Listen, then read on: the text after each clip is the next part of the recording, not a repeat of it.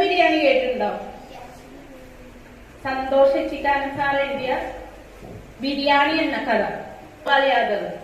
ഈ ഗോപാൽ യാദവാണ് നമ്മുടെ കഥയിലെ പ്രധാന കഥാപാത്രം ട്ടാ. അങ്ങനെ കേരളത്തിലെ നമ്മുടെ മലപ്പുറം ആ ഒരു സൈഡിലേക്ക് വന്ന ഒരാളാണ് ഈ ഗോപാൽ യാദവ്. ഫാമിലി എന്ന് പറഞ്ഞ ആ ഗ്രാമത്തിലെ കുടുംബ ഗ്രാമത്തിലെ ഭയങ്കര ധനികമായ ഒരു കുടുംബമാണ്. ഈ ധനിക കുടുംബത്തിലെ ഒരു കല്യാണവുമായി ബന്ധപ്പെട്ടാണ് ഈ കഥ തുടങ്ങുന്നത്. വേണ്ടി വന്നവര് അങ്ങനെ ഇരിക്കുമ്പോഴാണ് ഈ കുടുംബത്തിൽ നിന്ന് നമുക്കൊരു ഫോണ് വരുന്നത്. ഇതിനു വേണ്ടി പണിക്ക് വേണ്ടി ഒരാള് വേണം, അപ്പോ കിട്ടുന്ന ആള് വേണമെന്ന് ആ ഗ്രാമത്തിലെ ഒരു പ്രധാനപ്പെട്ട ചായക്കടയിലേക്കുള്ള ആളെ വിളിച്ചു പറയുന്നു.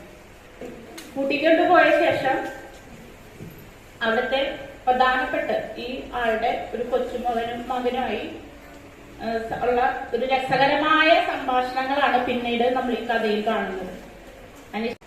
ആ കുഴിയെടുക്കുന്നതിനോടൊപ്പം തന്നെ ആളുടെ പഴയ ഓർമ്മയിലേക്കും ഈ സംസാരം, ഈ കൊച്ചുമകനുമായുള്ള സംസാരം ഒക്കെ പഴയ ഓർമ്മയിലേക്ക് കൊണ്ടുപോകുന്നുണ്ട്. ബീഹാറിലെ ഒരു ചെറിയൊരു ഗ്രാമത്തിൽ നമുക്കറിയാൻ പറയുന്നത് ഇയാൾ ഒരു അന്യ സംസ്ഥാനത്തിൽ നിന്ന് വന്ന ആളായതുകൊണ്ട് ഇയാളോട് പറയുന്നത് 250 രൂപയാണ്. അപ്പൊ ഈ കൊച്ചുമകൻ ചോദിക്കുന്ന എത്ര രൂപ നിങ്ങൾക്ക് കിട്ടും? അപ്പൊ പറയുന്നത് 10 രൂപയാണ്. എന്നിട്ടാണോ നിങ്ങള് ഞങ്ങളോട് 250 രൂപ ചോദിച്ചതെന്ന് പറയുന്നുണ്ട്. അതിനുശേഷം ഈ ആള് പറയുന്നുണ്ട് ഇവർക്ക് വേണ്ടിയുള്ള പോലീസുകാരുടെയിലുള്ള പ്രശ്നങ്ങളും അവരുടെ പണപ്പിരിവും എല്ലാം കഴിഞ്ഞിട്ട് ഇയാൾക്ക് 10 രൂപയാണ് കിട്ടുന്നത്. 10 രൂപ കിട്ടുന്നത് നമുക്കിപ്പോ പോലെ എന്താ കിട്ടുക? നമ്മുടെ നാട്ടില് എന്താ കിട്ടുക?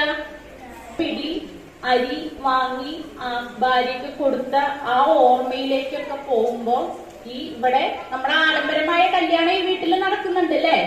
ഈ ആഡംബരമായ ഈ കല്യാണം നടന്ന ശേഷം എന്താണ് കാണുന്നതെന്ന് അറിയാമോ? ഗോപാൽ യാദവ് കുറെ അധികം ബാക്കി വന്ന മിച്ചം വന്ന ബിരിയാണി കൊണ്ടുപോയി ഈ കഥാപാത്രം കുടിച്ച കുഴിയിൽ ഇട്ട് മൂടുകയാണ്.